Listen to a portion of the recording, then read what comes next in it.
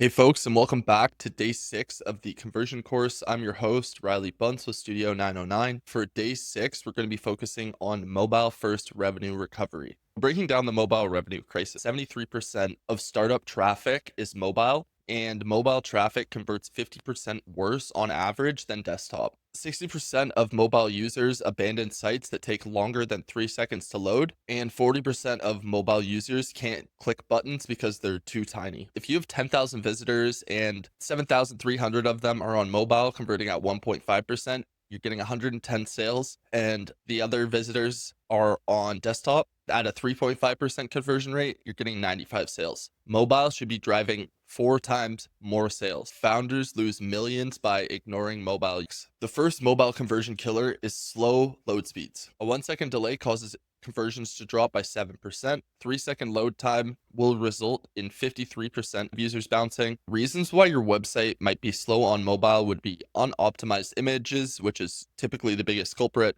too many plugins or scripts, mobile caching, heavy font usage and animation, as well as uncompressed code. So the 3-second rule here is that if your site takes more than 3 seconds to load, you're hemorrhaging money every single minute. So the 3-second load speed hack, a few quick wins that you can implement today. So image optimization, compress all your images, make sure they're in WebP or AVIF format when possible. Lazy load images below the fold so that they're loading as the user scrolls. Remove unnecessary images, clean up your code. So minify your CSS and JavaScript, remove your unused plugins, combine CSS and JavaScript files, use browser caching. And mobile specific optimizations, reduce server response time, use a CDN, optimize for mobile first loading, remove non-essential third-party scripts. And a great tool that you can use is Google's Page Speeds Insights, which shows you exactly what to fix. So here's a look at Google Page Speed Insights that I used for my website. Obviously, you can always work to improving your website, but this tool is extremely helpful for finding and diagnosing your problems. You can fix exactly what you need to in a simplistic manner. So check that out. So the second mobile conversion killer would be tiny buttons. 40% of mobile users can't click buttons smaller than 44 pixels. 60% of clicks happen in the bottom third of the screen, and one-handed usage is now 75% of mobile browsing. Make sure that you have your buttons on mobile to be at least 44 by 44 pixels, which is the guidelines given by Apple and Google. Optimal is 48 by 48 for primary buttons. Spacing minimum 8 pixels between clickable elements. Target areas, include padding in clickable area. This basically means that you want to include the space around your button to ensure that the user is going to get the action regardless of whether they click on it or right beside it. So the phone test is just using your phone and testing it out. We're going to get into it a little bit further, but if you can't easily click your call to action, fix it. So as we discussed in the previous video, the mobile thumb heat map shows where it's easiest to tap and where users tap the most. So the bottom third of the screen, stretch zone is the middle, and then the hard to reach zone is the red. So make sure your most essential buttons are in the green zone and secondary buttons can be placed outside. Mobile conversion killer number 3, novel length forms. So on mobile, 68% of users abandon forms with more than 3 fields. Typing on mobile is 58% slower than on desktop, and autocorrect errors cause 23% of form abandonment. So in order to optimize your mobile forms, reduce fields, only put what's essential, pre-fill as much information as you can, and optional fields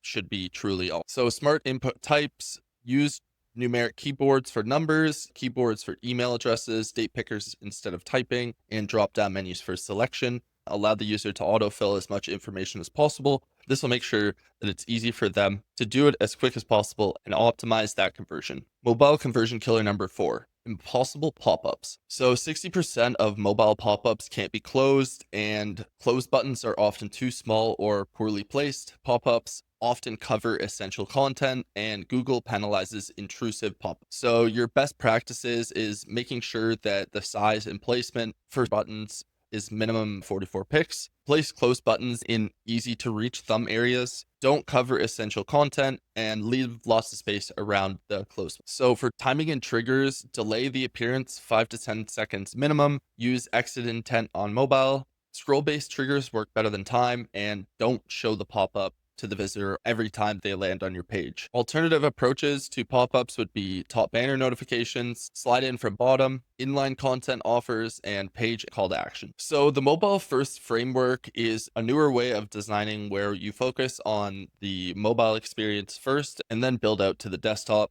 Traditionally, the desktop has been prioritized first and then the mobile phone last. So some principles behind mobile first framework. So for content hierarchy, most important stuff should go first and make sure it's the biggest. Touch first interactions, everything designed for fingers, speed over aesthetics, fast floating beats, pretty design, thumb driven navigation, essential actions in thumb zones, and minimal cognitive load. Don't make them think. As far as mobile navigation that converts, some best practices are for primary navigation, use a hamburger menu for secondary items, bottom navigation for main items, maximum 5 items in the bottom bar, clear recognizable icons. For call to action placement, your primary call to action should be in easy to reach thumb zones. Consider using a sticky call to action for longer pages. Use multiple call to actions throughout your website and ensure that you have clear visual hierarchy that's easy for the visitor to understand. As far as having search functionality within your site, you're going to want to consider having a prominent search icon, including autocomplete suggestions, adding a voice search option, and recently saved searches. And then going back to the one thumb test, can you your main conversion goal using only one thumb? All right, so for mobile content strategy, for headline hierarchy, H1 should be 30 to 40 characters max. Ensure that you're communicating your value prop clearly between your H1 and H2. H3 should have supporting benefits, and it should be short and scannable paragraphs. For visual content, you're going to want to focus on hero images optimized for vertical screens, videos autoplay is muted, image carousels with clear navigation, infographics designed mobile first. For text optimization, you're going to want to make your sentences between 15 and 20 words maximum, use paragraphs that have 2 to 3 sentences, and use bullet points over long paragraphs. Make it super easy for your user to understand the information and use lots of white space for visual breathing room. So a few different mobile testing tools are worth mentioning. Google PageSpeed's Insights, which we already talked about, Google Mobile Friendly Test. You can use this website to test out how well your mobile experience functions. Chrome DevTools allows you to see different screen sizes, so you can emulate having a phone on your screen instead of actually having to pull it out every time. And then last but not least, browser testing. Test on actual devices when possible. Test out different iOSs such as Safari and Android. Test different screen sizes and orientations, and consider testing out different web browsers. All right, the mobile phone button test is a really good way to see how easy it is to navigate and get the information you need as a first-time visitor considering your offer. So why use your phone? It represents real user behavior, tests your actual thumb reach limitation, validates button sizing across devices, and ensures accessibility for the average user. The test process is pretty simple. You're just going to hold your phone naturally in your dominant hand, navigate to your key pages, try to complete the main actions using only your thumb. Note any buttons or links that you can't reach comfortably. Measure actual button sizes. It should be 44 pixels for iOS, and consider different devices. Test on smaller and larger devices when possible.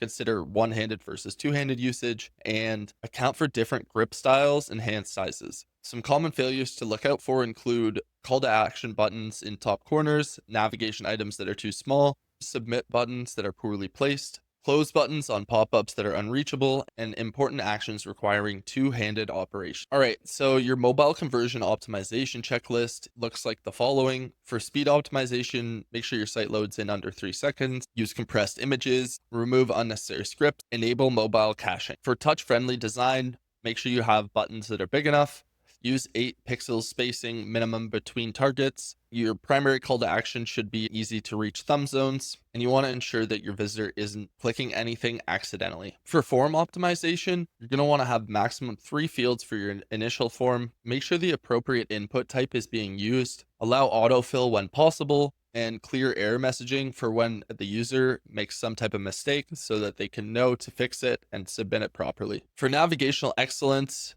ensure that you have one thumb navigation possible, clear visual hierarchy, essential actions easily accessible, and no horizontal scrolling required. All right, so some common mobile conversion fixes would be adding a sticky call to action button on longer pages. As you scroll down, your call to action button is going to stick with you. This can help improve conversions on mobile by 15 to 30%. Quick win number 2 is simplified forms. Reduce any long forms to 2 to 3 essential fields. This can help with form optimization by 40 to 60%. For quick win number 3, we have thumb zone call to actions. So move primary buttons into easy to reach areas, and this can help to increase conversions by 20 to 35%. Quick win number 4, speed optimization. If your website takes more than 3 seconds to load on mobile, make sure that you're cleaning it up so that it runs faster and getting as many people through to your website as possible. Looking into mobile specific psychology, when you're on your phone, you're a lot more impatient, you're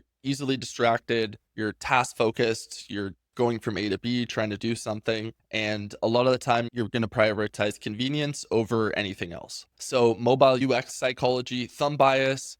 The thumb bias is users naturally scroll with their thumb. You want to make sure that actions are tappable with your thumb. Avoid actions that require stretching. The average user is checking their phone 150 times per day. Sessions are short but more frequent. As a result, we want to design for quick, focused interactions. For visual scanning, make sure to use the F pattern on mobile. Attention decreases rapidly as they scroll down the page, so make sure to put the most important info at the top and use visual hierarchy to guide attention. Some different analytics and measurements for mobile conversions. Performance metrics are things like page load speed, bounce rate, mobile versus desktop conversion rates, core web vitals scores. For user experience metrics, we have mobile task completion rate, form abandonment rate, click-through rates on mobile user session duration. For revenue impacts, you can look at mobile revenue per visitor, mobile customer lifetime value, cost per mobile acquisition, and mobile conversion funnel analysis. All right, so mobile first content strategy, your content hierarchy for mobile. Above the fold, you should have a clear value proposition, primary benefit statement, strong call to action, and trust signals. Your second screen should have key product or service features, social proof element, secondary call to action, and navigation to more detail. Below the fold, you can have detailed information, additional testimonials, FAQ section, contact info. For content formatting, headlines should be 30 characters or less. Paragraphs should be max 3 lines. Use bullet points over long text blocks and use lots of white space for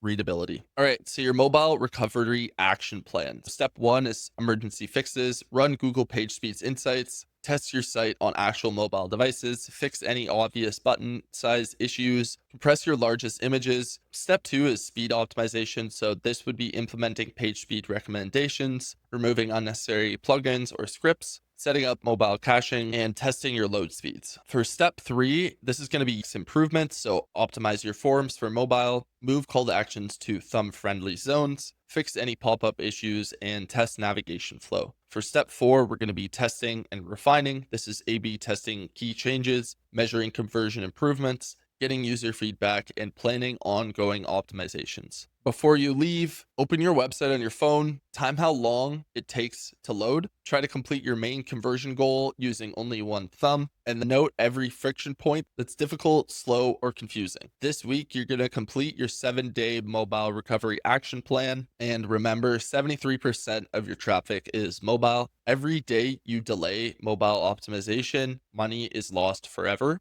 The mobile first mindset.